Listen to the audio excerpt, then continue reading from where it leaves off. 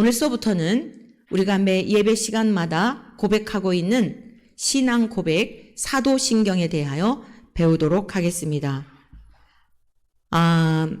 사도신경은 12문장으로 구성되어 있습니다.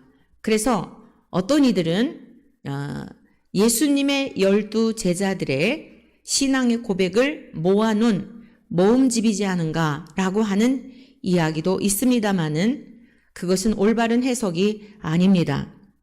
사도신경이란 사도들의 고백이 아니라 사도적 고백입니다. 따라하십시오. 사도신경이란 사도적 고백이다. 이게 무슨 뜻인가 하면은요, 예수님에게 선택을 받았던 12사도가 있었지요.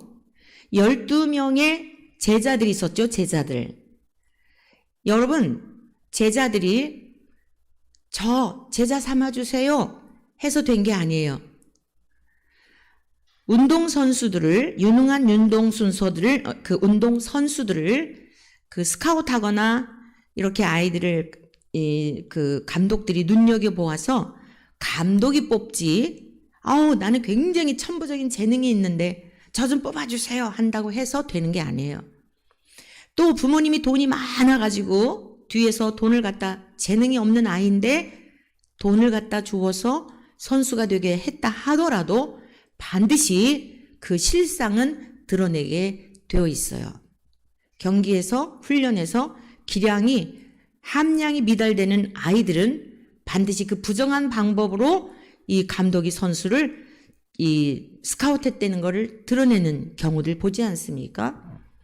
하나님 나라의 일꾼들, 하나님이 선택하신 거예요.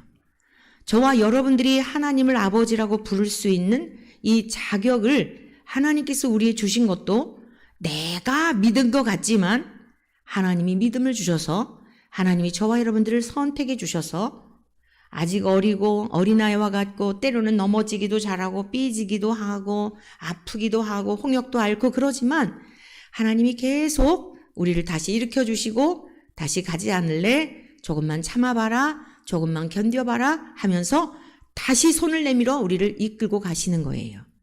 우리의 믿음으로 끝까지 가는 게 아니라 우리는 절대 끝까지 못 가요. 하나님께서 택하신 자녀들을 붙들어 주시고 안아주시고 때로는 완전히 다 지쳐서 강도 만난 자의 모습으로 죽을 지경까지 있을 때는 번쩍 들어서 주님이 타셨던 짐승에 태워서 주님은 걸어가시고 또는 우리를 업어서 저 천성까지 무사히 가도록 도우시는 줄로 믿습니다. 우리의 믿음으로 가는 게 아니에요. 우리의 믿음으로 가는 것 같지만 그 믿음조차도 하나님이 주셨다는 사실을 믿으심으로 감격하며 감사할 것밖에 없습니다. 할렐루야. 그래서 예수님이 선택하신 이 제자들, 예수님이 선택하신 제자들은 직접 예수님과 함께 식사하고 모든 일거수일투족을 다 지켜보았어요. 흔히 목회자들의 삶을 유리 안에 있는 삶으로 비유를 하잖아요. 유리 창문으로 되어 있으면 다 보이잖아요. 앞에서 무슨 일이 일어나요. 그 안에 무슨 일이 일어나고 있는지. 제자들이야말로 예수님의 일거수일투족, 말씀하시는 것, 행하시는 것, 모든 것들을 다 목격했던 사람들이에요. 그런데 예수님은 말씀이 육신이 되셔서 사도 요한이 그것을 보고 그 선언을 하고 있는 거예요. 태초에 말씀이 계시니라. 이 말씀이 하나님과 함께 계셨는데 나중에 보니까 말씀이 육신을 입고 오셔서 예수님을 보아하니 보이지 않던 하나님과 똑같은 분인 것을 깨닫게 되고 요한복음 1장에서 그것을 선언하고 있는 것입니다. 아하, 말씀으로 세상을 창조하신 하나님, 영이시기 때문에 보이지 않는데 예수님이 이 땅에 오셔서 그분이 어떤 분인지를 나타내셨구나. 이 얼마나 놀랍겠습니까? 머리로 아는 것과 여러분의 인격으로 하나님을 경험하는 것은 하늘과 땅의 차이입니다. 믿으십니까? 오늘 말씀을 들을 때에 성령 하나님께서 우리 모두에게, 여러분 모두에게 성령의 충만하심을 허락하여 주셔서 정말 문이 닫혀 있었는데 활짝 열림으로 그 안에 무엇이 있는지 보게 되는 것처럼 하나님의 나라에 이 비밀스러운 말씀, 아무나 잘 깨달아지지 않고 믿어지지 않는 이 말씀들이 믿어지고 깨달아지고 여러분의 삶으로 살아낼 수 있는 능력을 얻게 되는 이러한 역사가 있기를 축복합니다. 그래서 사도적 신앙 고백이라는 게 무슨 뜻이냐면 이 사도들은 예수님에게서 직접 선택을 받았고 예수님의 일거수일투족을 다 목격하였고 예수님의 말씀하시는 것과 삶의 일치성에 대한 정말 하나님과 똑같은 분이심에 대한 것을 다 보고 배웠던 사람들입니다. 그래서 그들이 예수님께서 이제 말씀하신 대로 미리 예고하셨던 대로 인자가 제사장들과 하나님을 잘 섬긴다고 하는 그러한 자들에 의하여 죽임을 당할 것을 예고하셨죠. 서기관과 제사장들, 종교 지도자들에 의하여서 예수님이 죽임을 당하신 후에 사흘 만에 부활하실 것을 예고하셨습니다. 3차례나 예고하셨고 예고하신 대로 돌아가셨어요. 돌아가신 후에 3일 만에 살아나셨죠. 3일 후에 살아나실 것을 예고하신 대로 약속하신 대로 살아나셨습니다. 우리 예수님의 모든 발자취는 성경이 기준이 돼요. 즉 옛 선지자들을 통해 기록된 구약의 말씀에 근거하여 말씀대로 사셨고 말씀을 이루셨고 말씀을 성취하신 분이십니다. 그래서 예수님은 진리가 되시는 것입니다. 나는 길이요 진리요 생명이니 나는 길이요 하나님께로 갈 수 있는 길인 것이 무엇인가 하면 이 성경의 말씀 하나님이 주신 캐논 기준 잣대와 같은 이 말씀 그대로를 완성하셨고 그대로를 성취하신 분이시기 때문에 하나님께로 갈 수 있는 길이 되는 것이며 하나님께로 갈 수 있는 유일한 생명이 되는 것이며 이것은 유구한 역사가 흐른다 할지라도 변개할 수 없는 진리가 되는 것입니다.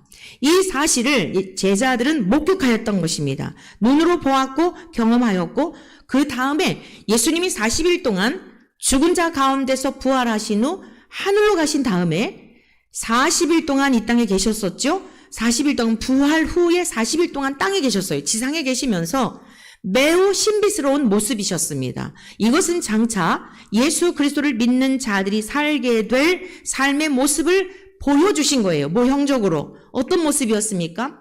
매우 신비스러운 모습이셨어요. 음식을 먹어도 되고 먹지 않아도 되는 모습이셨습니다. 우리는 육체를 입고 있기 때문에 공간의 제한을 받습니다. 이곳에 있으면 다른 곳에 가면 못 만나요. 그런데 부활하신 예수님의 모습은 문이 닫혀 있는데도 불구하고 짠 하고 나타나셨고 또 다른 곳에 계시고 갑자기 이곳에 오시고 이러한 신비스러운 모습이셨어요. 장차 저와 여러분들이 살게 될 부활체의 모습이 바로 그렇습니다. 살과 뼈가 영은 그래서 제자들이 영인 줄 알았습니다. 예수님의 부활체의 모습을 영인 줄 알았는데 자 가장 의심이 많았던 도마에게 주님께서 손을 내밀어 보이시며 너의 손을 내 손에 너의 손을 내 옆구리에 넣어보고 믿음 없는 자가 되지 말고 믿는 자가 되라 라고 말씀하셨어요. 그러나 보지 않고 믿는 자는 더 복되도다 라고 말씀하셨어요. 예수님 당시에 살았던 제자들보다도 지금 이 시대에 사는 저와 여러분들은 부활하신 예수님을 직접 본 거 아니에요. 기록된 말씀을 통하여 믿게 되었어요. 그런데 주님이 뭐라고 인정해 주셨어요? 나를 보지 못하고 기록된 말씀을 통하여 믿는 너희들은 더 복되도다. 할렐루야. 성령의 감동으로 기록된 말씀으로 우리가 지금 믿고 있는 것입니다. 그런데 주님께서는 더 복되다는 거예요. 목격했는데도 못 믿는 자들이 있는데 보지 않았는데도 기록된 말씀을 통하여 믿게 된 것은 주의 영이 우리 안에 계시기 때문입니다. 주님과 연합의 관계이기 때문에 이것은 창세전부터 하나님이 그토록 원하셨던 우리 인간에게 하나님의 자녀들에게 주시고자 하였던 삶이기 때문에 지금 우리는 복을 누리는 시대에 살고 있는 것입니다. 복을 누리고 계십니까? 하늘의 복을 누리고 계십니까? 누리시기를 축원합니다. 제가 어제 대구에서 막 이랬잖아요. 오늘 아침에 막 권사님들이, 집사님들이 제가 엄청 걱정이 돼가지고 막 영상들로 다 보셨나 봐요. 우리 또 한 집사님은, 목사님, 잔다르크 같았어요. 유관순 같았어요. 하면서 눈물이 콩 맺혀가지고 아침에 식사하는데도 정말 유관순 열사만 생각하면 막 항상 이렇게 가슴에 이렇게 막 차오르는 게 있어요. 우린 잊으면 안 돼요. 이 자유를 잊으면 안 돼요. 옛 사건이라고 잊으면 안 돼요. 우리 아이들이 이렇게 자유로운 이 삶을 물려줘야 되잖아요. 지금 이게 의병의 일이라고 봐요. 목사여서가 아니에요. 목사가 아니었더라도 그럴 거예요. 여러분, 우리 자녀들에게 지금 여러분 이슬람 여성이 히잡을 쓰고 있는데 벗잖아요? 그럼 막 죽이고 이러잖아요. 왜 그러는 줄 아세요? 눈만 빼꼼하게 하고 다 가리는 이유가 뭐냐면 일부 다처제를 지향하는데, 이 사람들, 남자들은 일부 다처제. 목적이 뭔지 아세요?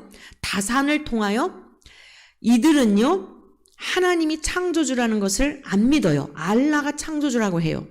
예수 그리스도의 고난과 부활 안 믿어요. 이들은 무하마드가 오히려 알라의 사도라고, 계승자라고 얘기를 하고, 예수 그리스도는 이슬람교를 기독교와 유대교에 가르쳤던 선지자라고 그렇게 전락시켜 버린 거예요. 그래서 이 종교를 포교하기 위해서 의도적으로 어떻게 하면은 이슬람교가 세계를 점령할 수 있을까 하여 보니 많은 여자들 생산의 도구로 생각하는 거예요. 그래서 한번 말을 하였는데 잘못하였으면 권면을 하고, 두 번 했는데 말을 안 들어요. 폭력을 해도 돼요. 그 다음에 어떻게 되겠죠? 죽여도 되는 거예요. 히잡을 썼는데 벗은 여인들을 죽이는 이유가 뭔지 아세요? 이 신체를 가려야 되는데 신체를 드러내므로 남자들을 유혹한다고 생각을 하여, 그래서 음란하다고 해서 때려 죽이는 거예요. 여러분, 지금 물밀듯 우리 전국 각지에 200개가 이들이 기도처가 있는 거예요. 대학으로 파고 들어가고, 지금 세계 인구 이민자들 7분의 1이 여러분 이 지금 이슬람 사람들이라는 겁니다. 우리나라가 지금 얼마나 심각한지 아십니까? 어느 학교 퇴직하신 선생님이 강원도에, 요즘 학교가 폐교가 되고 있잖아요. 강원도에 이제 이렇게 그 봉사활동을 가신 거예요. 교사들도 없고 하니까. 그래서 이제 이렇게 창밖을 보니까 운동장에서 6, 7명 아이들이 때를 지어 놀고 있는, 뭐 때도 아니죠. 전교생에게 다 전교생. 그런데 한 6명쯤 아이가 한 명 아이를 그렇게 괴롭게 하더라는 거예요. 그래서 교실 안에서 선생님이, 교장 선생님이셨는데 거기 이제 그 학교 선생님한테 이제 은퇴하신 그분이 가서 도와주시고 계신 거예요. 봉사활동. 얘네들이 지금 6명의 아이들이 누구냐 그랬더니 다문화 이민자들의 자녀들이고 한 아이만 우리나라 아이들이라는 거예요. 그런데 이 아이를 다문화 가정의 아이들이 왕따를 시키는 거예요. 여러분, 지금 영국 사회가요, 어떤 줄 아십니까?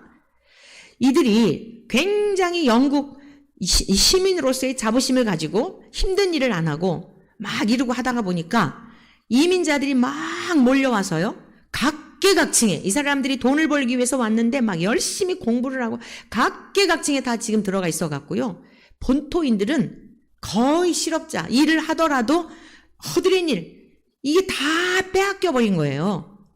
지금 여러분들 우리가 정신을 차리지 아니하면 말할 수 없는, 누가요? 우리의 아이들이. 그래서 제가 어제 그 청소년 아이들이 앞에 와서 막 그 기쁘게 춤을 추고 찬양을 하고 하는데 그걸 보면서 제가 막 눈물이 나더라고요. 유관순 열사가 딱 저 나이였는데 어디 한번 그렇게 밝게 웃어봤을까요? 어디 한번 그렇게 밝게 노래 불러봤을까요? 여러분, 우리의 이 아이들이 계속 그런 삶을 살도록 우리가 할 일이 그거잖아요. 뭘 남은 여생 뭘 하겠어요? 뭐 여행 다녀서 남는 게 뭐가 있습니까? 우리 아이들이 밝고 아름답게 가정을 잘 지켜서 우리 조상들이 우리들에게 물려준 이 자유를 물려줘야 되잖아요. 제가 잔다르크 여서가 아니에요. 유관순 여서가 아니에요. 여러분, 하나님의 생명이 우리 안에 있으면 거칠 게 없는 거예요.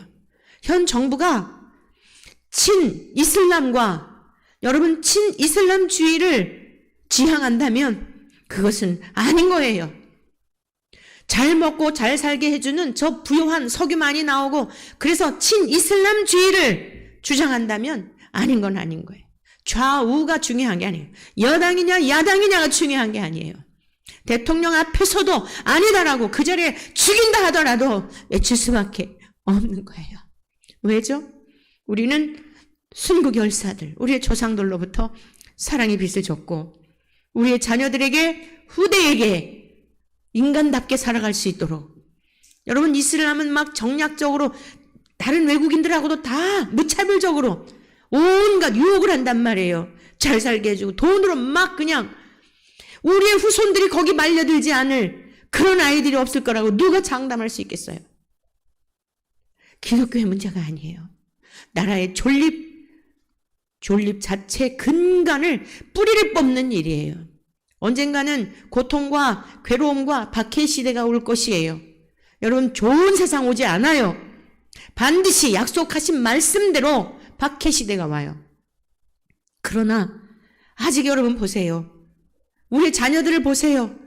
거듭나지 못한 신앙생활하는 여러분 이런 아이들, 여러분의 남편, 여러분의 자녀들을 생각할 때 지금 주님 오시면 우리는 천국에 가는데 물과 성령으로 거듭나야 천국에 가는데 교회 왔다 갔다 해서 가는 게 아닌데 인격적으로 하나님을 만나서 하나님과 함께 동행하며 죽은 다음에 천국이 아니라 이 땅에서도 천국을 누리다가 천국 사는 경험을 하다가 예배도 그 감격 속에 하나님 앞에 예배드리고 그렇게 살다가 천국에 가는 거지. 여기서는 지옥을 살고 여기서는 탐욕으로 가득 찬데 뜬금없이 천국 가는 줄 아십니까? 아닙니다. 그래서 주님 조금만 참아주세요. 지금 당장 오셔도 너무 감사한데 우리가 하나님 나라 가는 소망 가운데 살았기 때문에 바랄 게 없습니다. 그렇지만 여러분의 자녀들, 여러분의 가족들, 여러분의 남편, 여러분의 아내를 생각해 본다면 여러분 그래서 우리에게 뭔가 많이 있는 게 다 짐이지 사실은 그게요. 말세를 지금 당한 이때에 보면 다 우리에게 주어진 짐이에요. 근데 주님이 뭐라 그러셨어요? 그 짐을 지고 오라는 거예요. 버리고 오라는 게 아니에요. 그래서 주님 조금만 참아주세요. 조금만 보류해 두세요. 라고 하는 것 때문에 우리가 하나님 앞에 할 수 있는 일이 뭘까? 그래, 가만히 기도만 해가지고는 안 되지. 행함이 없는 믿음은 죽은 믿음이라고 하였으니 광장에 나가서 외치고 깨우치고 기도도 하고 아닌 건 아니라고 정치가들을 향하여 정신 차리라고 임기 4년 동안에 대구시장 그거 바라보고 다시 재선을 꿈꾸고 다시 대선에 나와서 하나님이 권세는 하나님이 주시는 것이지 그거 눈치 보느라고 그런 식으로 하나님을 속일 수는 없는 것이지. 성도 여러분, 오늘의 이 본문 말씀, 사도들이 어떠한 삶을 살았습니까?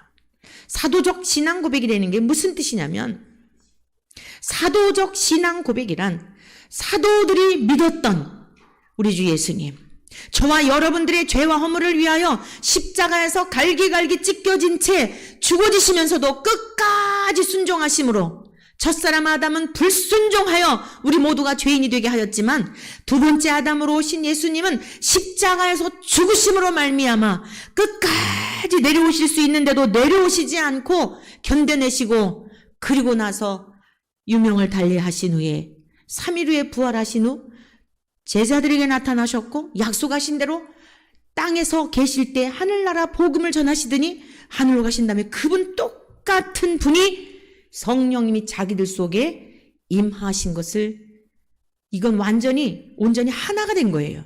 누리게 된 겁니다. 야, 주님이 우리 앞에 계셨는데 그분이 우리 안에 계시네?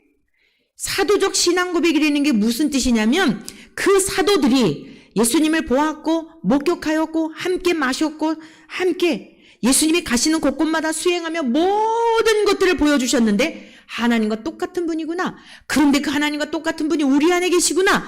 이 사실을 믿음으로 말미암아 이것을 증거한 거예요. 이게 역사성이에요. 우리의 기독교의 신앙은 역사성을 무시하고는 사도들이 증거했던 그게 기록된 말씀이잖아요. 복음서, 그 다음에 로마서 이후에 여러분 이 전부 목격자들에 의하여 기록된 책이에요. 이것을 우리가 역사적인 사실로 믿는 거예요. 그리고 우리는 지금 무엇을 하고 있죠? 그 믿음을 계속적으로 이어가고 있는 거예요. 역사성과 계승성이라고 말하는 거예요. 그리고 우리는 이 성경의 말씀에 절대적인 권위를 부여하여 하나님의 말씀으로 구약의 말씀을 예수님이 이루셨고 예수님이 그대로 다 말씀이 육신이 되셔서 다 폭로하신 거예요. 하나님이 어떤 분인지를 다 드러내신 거예요. 목격했던 자들에 의하여 기록된 말씀으로 유구한 역사 2000년의 세월이 흘렀어도 이것은 진리이다. 변함이 없다. 우리에게 생명을 주시는 말씀이다라고 하는 것을 고백하는 것이 사도신경이다. 아멘이십니까? 그들의 믿었던 믿음, 목격하였던 목격자들의 증언, 이것이 사실이다라고 하는 것을 믿고 계속 이어가야 되는 거예요. 아니 이게 정말 생명의 길이고 영원한 하나님 나라 가는 길이라면 침묵할 수가 있습니까? 여러분 정말 저렇게 하는 행동들이 처처의 이슬람 사원을 세워놓는 것이 우리 아이들을 이 나라를 망국으로 가게 하는 2050년도가 되면 전 세계적으로 신생아들의 절반이 이슬람이라고 하는 거는 이제 이슬람 교인데 무슬림은 그 교를 따르는 것을 말하는 거예요. 우리는 지금 기독교잖아요. 저들은 이슬람교. 우리는 그리스도인이라고 그러잖아요. 저들은 무슬림. 그 이슬람교를 따르는 사람을 무슬림이라고 한다고요. 세계적으로 무슬림화하기 위하여 전 2050년도가 되면 지금 우리의 자녀들이 다 주류를 이루는 시대예요. 저도 보니까 2050년이 먼 게 아니더라고요. 80세 때를 제가 살게 되는 거더라고요. 대략적으로. 여러분 아득한 날이 아니라고요. 우리의 자녀들이 이제는 시집가고 장가가고 사회 구성원이 되어서 주류를 이루게 될 그 시대라고요. 그런데 얘네들이 말려들지 않을 그 무슬림이 되지 않으라고 하는 법이 어디 있겠습니까? 개념 없이 잘 살게 해주고 선물 공세하고 다이아 막 해주고 좋은 차 사주고 얘들이 요즘 다 부잣집에 시집가고 지금 얼마나 이 세상이 기가 막힌지 미국에 있는 워싱턴 포스트지에서 나온 기사예요. 우리 지금 대한민국의 이 젊은이들이 얼마나 정신이 없고 개념들이 없는지 프로포즈를 하는데요. 사귀었던 여자 이제 남녀 간에 프로포즈를 하는데 호텔을 빌려서 프로포즈를 한대요. 호텔 하나 빌리는 하룻밤 빌리는 게 100만 원이래요. 꽃에 장식에 뭐에 명품 핸드백에 이래가지고요. 500에서 600 프로포즈 하는데 이거를 또 다 SNS에 올리는 거예요. 사진 찍어가지고. 우리나라에서 이것을 비판한 게 아니라 미국의 기자가 요즘 SNS 다 막 페이스북 친구하고 이래갖고 해외 다 친구잖아요. 해외에 있는 기자가 비판을 한 거예요. 대한민국의 출산율이 0.78%. 그러니까 아이를 낳을 수 있는 여성들이 결혼을 해가지고 아이를 낳지 않잖아요. 그래서 지금 출산율 때문에 홍준표 대구시장도 이거 이렇게 할 수는 없다. 지금 이슬람 사람들이 100억인데 10억인데 10억 인구를 무시하고서는 우리가 이거 지금 인구 문제를 해결할 수 없다. 여러분 이게 정말 생각이 있는 사람이에요? 없는 사람이에요? 인구가 줄어든다 그래서 공산주의로 해가지고 많이 퍼뜨려서 인구가 많으면 그거 좋은 것입니까? 내 몸이 지금 살이 되지도 않는 것이 암덩어리가 막 자꾸 부풀려서 전 몸을 다 썩어 들어가게 하는 게 이게 정상적인 생각을 가진 사람입니까? 굉장히 심각한 이런 시대에 우리가 직면하고 있는 것이에요. 그러면서 그 기자가 비판하기를 젊은이들이 이런 사고가 상대적 빈곤감을 느끼는 총각들이 있을 거 아니에요. 엄두를 못 낸다는 거예요. 결혼할 생각을 엄두를 못 낸다는 거예요. 프로포즈를 하는데도 5,600씩 드는데 또 뭐 해라 최소한 뭐 요즘은 또 전세를 얻으려도 몇 억 있어야 되잖아. 그러니까 다 결혼을 포기하고 그 다음에 어떻게 살죠? 될 대로 되라. 젊은이들의 이제 육체의 본능은 있으니까 쉽게 사귀었다가 또 마음에 안 들면 헤어지고 동거했다가 또 헤어지고 동거해보고 살고. 젊은이들의 지금 마약이 보통 심각한 게 아니에요. 청소년들의 마약이.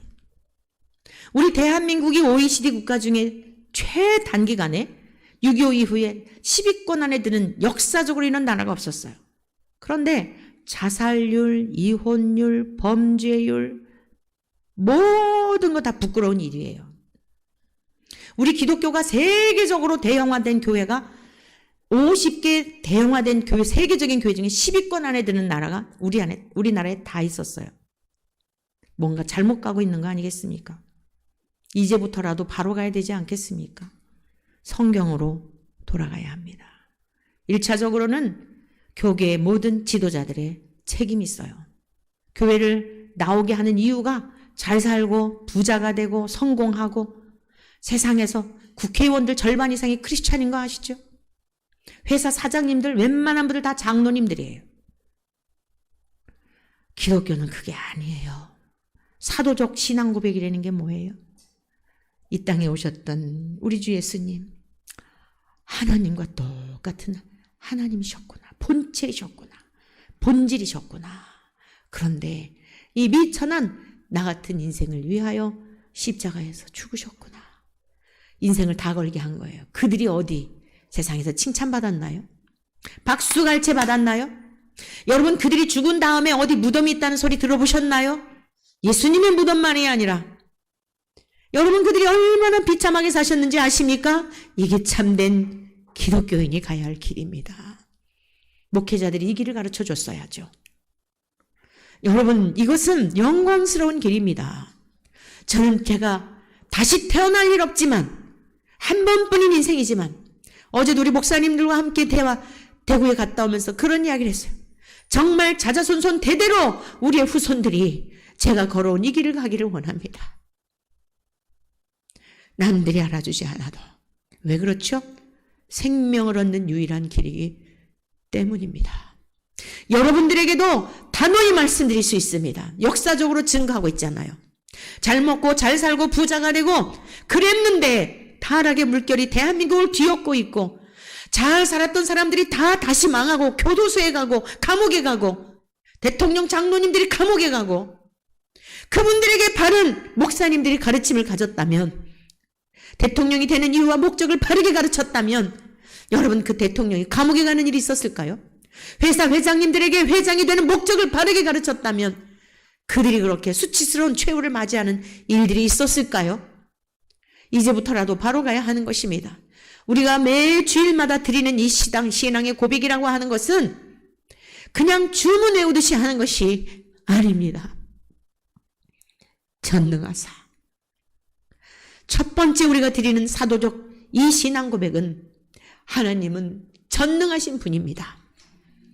라고 하는 것을 고백하는 것임을 명심하십시오. 그 전능하신 분이 저와 여러분들의 아버지예요. 힘없는 부모 밑에서 목마르게 살아가는 정도가 아니라고요. 전능하사. 나는 전능하사. 첫 번째가 뭐라고요? 모든 것에 능하시고 전지전능이란 뜻이에요. 신학적 용어로. 모든 것을 알고 계시고 그 속에 뭘 알고 계시죠? 내가 살아온 형편도 알고 계시고 지금의 내 처지도 알고 계시고 내 상처도 알고 계시고 내 목마름도 알고 계시고 내 열등감도 알고 계시고 다 말할 수는 없지만 내 속에 부글부글 끓고 있는 활활 타오르고 있는 여러분의 욕망도 알고 계시고 모든 것을 알고 계시는 분이 나의 하나님이라는 고백이에요.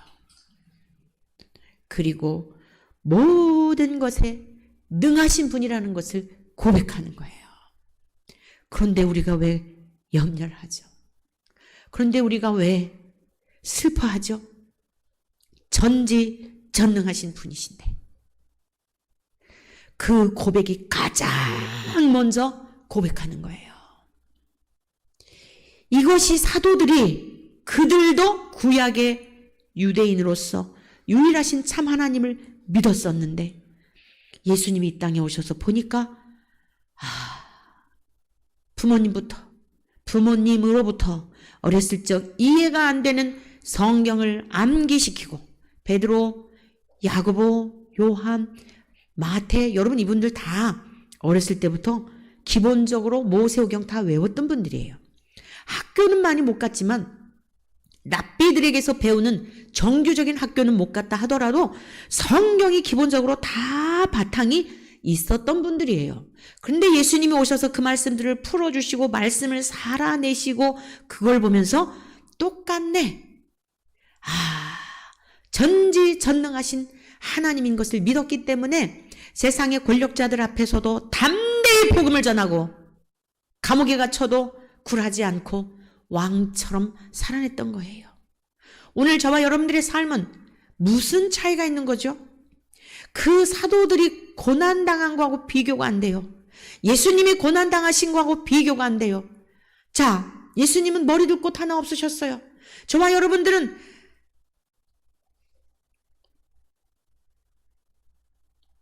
여름, 겨울, 기본적인 온도가 맞지 않으면 못 견뎌 할 만큼 우리 몸이 얼마나 편안한 삶을 누리고 있나요? 자, 첫 번째 고백, 하나님의 속성에 대한 고백입니다. 나는 전능하신 하나님의 속성이라고도 하고 본체라고도 하고 본질이라고도 해요. 다 같은 의미의 동의어예요. 하나님은 전지전능하신 분이에요. 아멘. 그런데 이분이 무엇을 하셨습니까? 두 번째, 하나님의 사역을 믿는 거예요. 두 번째 뭐죠? 나는 전능하신, 자, 시작. 나는, 그렇습니다. 창조주를 믿는 거예요. 전지전능하신 분이 천지를 창조하셨다는 하나님의 사역을 믿는 거예요. 첫 번째는 전능하신이라고 하는 것은 속성을 믿는 거. 하나님이 어떤 분인지 속성에 대한 걸 믿는 거고. 그러니까 우리가 하나님 믿는다. 이게 막연히 믿는 게 아니라고요. 이 믿음을 여러분의 삶에 적용을 하시라고요. 나는 하나님을 믿는다라고 할 때 전지전능하신 분을 믿습니다. 이 뜻이라고요. 그러니까 우리 앞에 죽음이 와도 감사할 수 있는 거예요. 내 모든 미래를 알고 계시는 분이 나의 생명이 이제 끝났다라고 하신다면 선하신 분이잖아요. 하나님의 속성 가운데 선하신 분, 사랑이신 분, 공의로우신 분, 악이 전혀 없는 분이에요. 알라시는 뭐예요? 죽이고 세력화하고 예수님의 죽음도 예수님의 부활도 믿지 않게 하여서 사람들이 만들어낸 거예요. 사람들이. 그런데 우리가 믿는 이 기독교는 하나님으로부터 계시된 종교가 아니라 그래서 신앙이요 생명이라고 하는 거예요. 이 땅에는 모든 종교는 자력 종교라고 말해요. 무슨 뜻이냐? 스스로의 힘으로 뭔가 해결해 보려고 하는 거. 모든 종교가 그래요. 기독교만이 타력이라고 말해요. 타력. 타자에 의한 힘에 의해서 죄의 문제, 죽음의 문제, 심판의 문제, 지옥에 가게 되는 문제, 우리를 그냥 생각을 통해 항상 끊임없이 유혹하고 있는 이러한 것들로부터 건져내 주시는 타력 종교. 종교라는 용어를 제가 좋아하지 않지만 구태여 구분한다면 타력 종교인 거예요. 모든 종교는 자력 종교. 스스로의 힘으로 도를 닦아보고 고행을 하고 선을 해보고 해서 좀 천국이 좋은데 낙원 어딘가 막연하지만 가보고 싶은 열망하는 그런 걸로 끝나는 거고, 우리의 힘으로 안 되니까 마치 늪에 빠져 있는데 스스로 나오나요? 계속 나오려고 발버둥 칠수록 빠져들죠. 외부에 의하여 구출해 주는 거. 이게 우리 기독교예요. 하나님이 우리를 지으셨기 때문에 세상을 창조하시고 인간을 만드셨기 때문에 건져내실 수 있는 능력이 유일하신 우리들의 아버지 하나님께 있는 줄로 믿습니다. 그 다음에 여러분 여기서 아버지를 믿는다는 것은 무슨 뜻이죠? 아버지, 어떻게 우리가 아버지라 부르게 되었어요? 예수 그리스도의 십자가의 사건, 참 신이며 아담이신 예수님이 오셔서 우리를 위해 죽으심으로 우리가 갚아야 되는 죄의 값을 대신 지불해 주신 거예요. 그래서 우리가 아버지라고 부르는 것은 예수님의 죄의 값이 지불이 된 성자 하나님의 희생 때문에 우리가 하나님을 아버지라 부르게 된 것이에요. 아멘입니까? 그런데 이것을 알게 된 게 어떻게 알게 됐죠? 성령님을 보내주셨잖아요. 사랑하는 성도 여러분, 성령님을 보내주셨어요. 성령님을. 성령 하나님이 우리 안에 계시게 되니까 그걸 거듭났다, 인쳤다, 성령으로 세례를 받았다, 이런 뜻이에요. 오늘 여러분 집에 돌아가셔서 숙제를 내드리겠는데, 지난주인가요? 성령 세례와 물 세례와 성령 세례에 대한 동영상이 있어요. 그 우리 이제 수고하시는 유튜버 집사님께서 따로 이렇게 간결하게 잘 편집을 하셨어요. 35분 정도 분량인데, 우리가 물 세례를 받으면 성령 세례를 받은 것으로 착각을 해요. 그런 경우도 있어요. 정말 내시와 같이 사모하는 마음으로 말씀을 교회 나온 지 얼마 안 돼도 정말 하나님께서 먼저 그에게 은혜를 주셔가지고 막 사모하는 마음으로 세례를 받고 할 때 성령이 인치심을 받는 경우도 간혹 있어요. 그런데 군에서 막 초코파이, 요즘은 뭐 햄버거 준대요. 그거 받아 먹으려고 가가지고 막 너무 군인들이 많아갖고 뭐 3,000명을 세례를 줬는데 호수를 뿌려서 줬다 그래요. 세상에 이런 목사, 이건 독사예요. 목사가 아니라 독사예요. 그걸 또 자랑스럽게 얘기를 해요. 그 사람의 목적은 어디 있죠? 내가 군인들에게 3,000명의 군인들에게 세례를 줬다. 여기에 목적이 있는 거예요. 어디에 목적이 있는 거예요? 자기 자랑, 자기의, 자기 공로. 그런데 이거는 하나님의 이름을 능멸하는 거예요. 그런데 성령으로 인침을 받아요? 그 성령으로 세례를 받아요? 나도 못 들어가고 남도 못 들어가게 하는 거예요. 그리고 군에 갔다 와서 얼마나 많은 젊은이들이 안 나가는 젊은이들 많잖아요. 그때는 왜 나갔어요? 배고프니까. 그거 먹고 싶어서, 초코파이 먹고 싶어서. 오늘날 잘못된 가르침이 정말 총체적으로 어려운 이 상황을 초래한 것입니다. 그래서 여러분 꼭 물세례와 성령세례에 대한 것을 여러분 꼭 들어보시길 바라요. 제가 단톡에다가 다시 올려드릴 테니까. 그리고 여러분의 자녀들에게도, 주변에 여러분의 자식들에게도 믿음을 돌아보도록 너 지금 제대로 믿고 있는지 좀 들어봐라. 진짜 거듭났는지, 너 지금 거듭난 줄로 착각하고 살아가는지 보내주세요. 주변에 많이 보내주세요. 그리고 광화문 광장 기도에 대한 게 엄청 밤샘 작업하면서 전부 다 올려놓으셨더라고요. 기도마다 잘라가지고. 그 3, 4분짜리 하나 올리는데 3, 4시간 한대요. 며칠 동안을 밤샘 하시면서 올려놓은 거예요. 여러분들 주변에 좀 많이 공유해 주세요. 공동 기도문이에요. 이 지금 시국에 대한 문제들, 우리 자녀들에 대한 문제들 조목조목. 그리고 여러분들이 적극적으로 다른 거 쓸데없는 거 보시지 말고 그게 다 여러분들이 지금 선교적 전도자로서의 일이에요. 쉽잖아요. 그거 이렇게 손가락 가지고 하는 건데 그것도 못하면 정말 하나님 앞에 할 말이 없는 거예요. 다 제공해 놨는데, 복음을 다 제공해 놓고 그러하였는데. 자, 여러분, 물세례와 성령세례는 동시에 임하는 경우도 있지만 특별한 경우에 동시에, 우리 예수님 같은 경우에는 물세례 받으실 때 당연히 예수님 죄가 없는 분인데 확증시켜 주신 거예요. 그 경우를 모든 사람하고 동일시하면 안 돼요. 우리는 죄악 가운데 태어난 사람들이기 때문에 회개한 역사가 없이, 회개한 증거도 없이 그냥 교회 나온 지 1년이 되고 뭐 이제 집사 받아야 되고 뭐 그래야 절차를 따라서 장로도 되고 보니까 재력도 좀 있고 빨리 직분을 해서 뭔가 교회에 좀 기여해야 되겠고 속에는 노략질하는 이리와 같은 마음으로 세례를 주고 했다고 한다면 어떻게 그 속에 하나님의 영이 거하시죠? 하나님 나라가 임하는 거예요. 성령 세례 받았다는 것은. 그래서 성경을 볼 때 깨달아지고 말씀이 깨달아지고 확 그런 건 아닌데, 금방 다 깨달아지는 건 아닌데 이상하게 기쁨이 있고 평강이 있고 염려가 사라지게 되고 똑같은 환경인데 달라 보이고 세상에 그렇게 중요하다고 생각했던 것들이, 그 여자아이들이 그저 막 목매달고 능력 있는 남자한테 시집가기를 바라는 그런 자매들이 예수의 영이 거하시게 되면 정말 무엇이 소중한지를 눈에 띄게 되니까 삶의 기준과 가치가 달라지는 거예요. 가난백일지라도 그 속에 예수의 생명이 있으면 그와 함께하여 오직 하나님만을 바라보며 하나님이 기뻐하시는 경건한 가정을 이루어야 되겠다는 결단을 하게 되고, 자식들에게도 교제할 때도 결혼하기 전에도 신앙으로 자기들을 가꾸어서 경건한 가정을 이루도록 하는 이러한 청년 남녀가 많아지기를 간절히 소망합니다.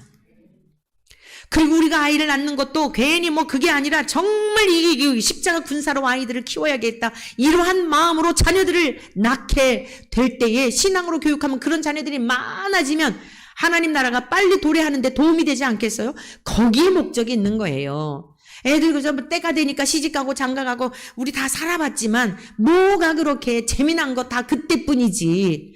새로운 집에 이사 갔을 때 그때뿐이지. 무엇이 여러분들 이렇게 신명나게 하고 살맛나게 하는 것들이 있었나요? 그런데 계속 자녀들에게 그 삶으로 인도해 주려고 하는 게, 이게 진짜 예수님의 안에서 거듭난 삶이 맞습니까? 여러분, 예수의 생명이 우리 안에 있으면 어떤 환경에서도 낙심이 되지 않는 거예요. 사랑하는 이와 이별이 되었어도요, 감사의 조건이 거기서도 발견이 되는 거예요. 남들처럼 부부생활 정상적인 가정이 아닌 것 같아도 내가 주님께만 소망하며 살 수 있으니 감사합니다. 내가 이전의 삶에서 느끼지 못하고 누리지 못했던 이런 삶을 살게 하시니 감사합니다. 나에게 무거운 짐을 또 덜어주셔서 감사합니다. 이해할 수 없는 하나님 나라를 이 땅에서도 누린다고요. 믿으십니까? 혼자 사는 삶 속에서도요, 기쁨을 누리며 살아가는 거예요. 이 다음에 천국은 다 각각이지. 여러분, 지금처럼 이런 가족 구성원 관계가 아니고 하나님과 여러분의 관계만 남는 거예요. 아빠, 엄마 다 없어요. 그거를 여기서 훈련하는 거예요. 훈련하는 거. 그러니 어떤 환경일지라도 감사하는 거 맞는 거 아닙니까? 꼭 결혼 생활하고 아내가 있어야만 행복합니까? 행복한 시절 잠깐인 거고, 다 지나놓고 보면 있으나 없으나 우리에게 주어진 짐진 것은 다 마찬가지인데, 하나님 나라가 임하게 되면 달라진다는 거예요. 삶의 태도가. 나는 전능하사 천지를 만드신 하나님 아버지를 믿사오면은 성부와 성자와 성령 삼위 하나님의 사역에 대한 것을 여러분 고백하는 것이고, 고백만이 아니라 삶으로 누리는 것이고, 삶 속에 나누는 것이며, 그게 하나님 나라가 확장되어져 가는 것이에요. 그 일에 저와 여러분들을 사도들만이 아니라 사도적 신앙 고백을 하면서 우리에게 그 사명을 위임하셨다는 것을 여러분 믿으시기를 축원합니다. 그러므로 매 시간마다 우리가 사도신경을 고백할 때에 이제는 막 주문해 오듯이 하지 마시고, 주기도문도 마찬가지고, 배웠던 말씀을 음미하면서 되새김하면서, 하나님 아버지, 그러한 아버지가 나의 아버지니 너무 감사합니다. 전능하사 요것만 갖고도 기도가 줄줄이 되지 않겠어요? 천지를 창조하신 분이 나의 아버지시니 너무 감사합니다. 그러니 무슨 걱정할 게 뭐가 있고 세상에 부러울 게 무엇이 있겠습니까? 사랑하는 성도 여러분, 이 사도적 신앙 고백이 우리의 삶이 되시기를 주님의 이름으로 간절히 축원합니다. 오늘 본문 말씀을 중심한 것은 다음 주에 이어서, 어차피 지금 사도신경 계속할 거니까 이 말씀을 다음 주에 이어서 나누도록 하겠습니다. 이제 전능하사 천지를 만드신 하나님이 저와 여러분들의 아버지심에 대한 믿음으로 누림의 삶이 있기를, 세상을 악을 정복하고 환경을 다스리는 이러한 능력 있는 하나님의 백성의 삶이 되시기를 축원합니다.